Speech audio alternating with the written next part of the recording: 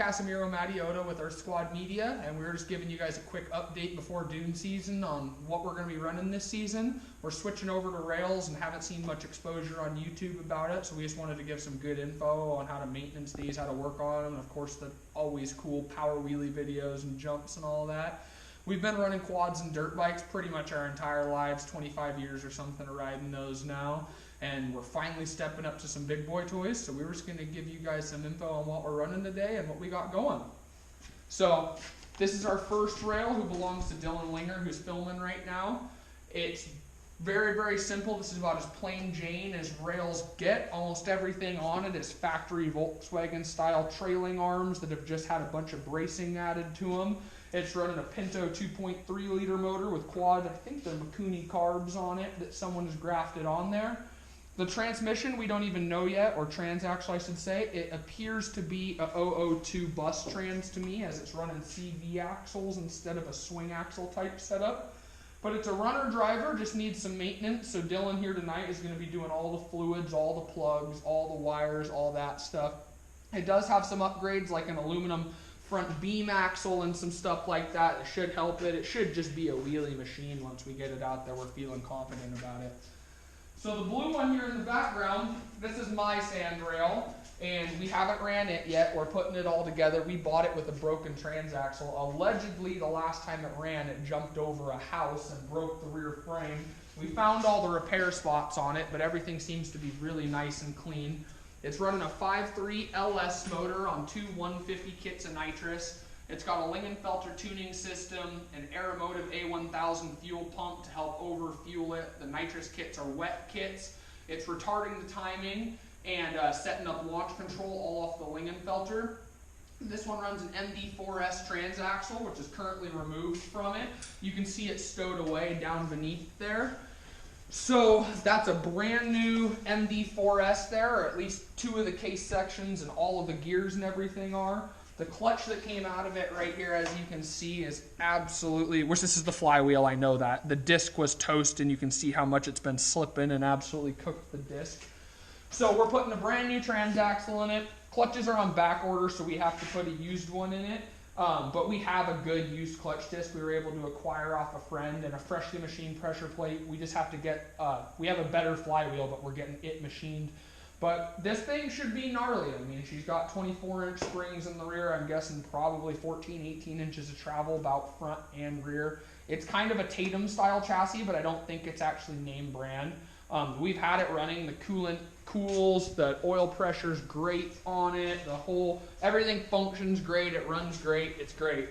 So this, all we have to do is put some mechanical components back together, and life will be good. This is my brother's sand rail, which has been running in our fleet for about 4 years now and done really, really good. It runs 155 horsepower Yamaha R1 motor in it, fuel injected, runs through a chain drive, live axle kind of style setup. Not live axle, that would be technically straight axle stuff. But it is a true posi, as it's just running through a direct shaft to either axle, U-joint driven.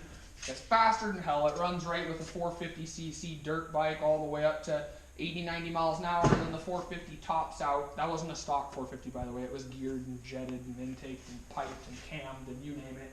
And then this was just walked away from it at the top of fourth gear. But after 4 trips to St. Anthony, something like that, and a bunch more, it had cracked the frame in quite a lot of places. As you can see, we welded up all these unions here where it comes down to the back. Now don't judge me, they aren't the prettiest welds ever. We had to burn over the top of what was there and bevel it in. So it is very, very strong though. We had to fix all these joints up here where the roof met it. We had to fix the fronts where the suspension are and all that stuff. But mechanically, this thing is sound. It pops off, fires, runs. We have been having issues with it burning up the ignition switch for some reason. I don't know if it needs a relay in there, as too much amperage going wiring isn't my forte. So we have a friend that's going to come over and help us sort that out before we get going. So now we're going to go jump to the other shop, which is my dad's workshop out there, and he has another rail that is probably the best looking of all of them and probably the fastest, if we're being honest. So. All right, we're back, guys. We got this thing in storage for the winter up on the racks here to get it out of the way. We kind of use this area as a fabrication shop during the winter and everything. So It's all good. It is what it is. So anyways, this is a chromoly tube chassis sand fever sandrail. It runs a Jeffco reverse gearbox, which the point of that is it makes the rear an open diff, so you can run cutting brakes, which this one does have. This one's running a Hyabussa motor. We do not know what generation, but it is healthy, great compression, great oil pressure, cools really nicely. We had it at St. Anthony's last run. And then for those of you who know what Devil's Dune is, it was running at 90-something miles an hour in fourth gear, still at the top of Devil's Dune.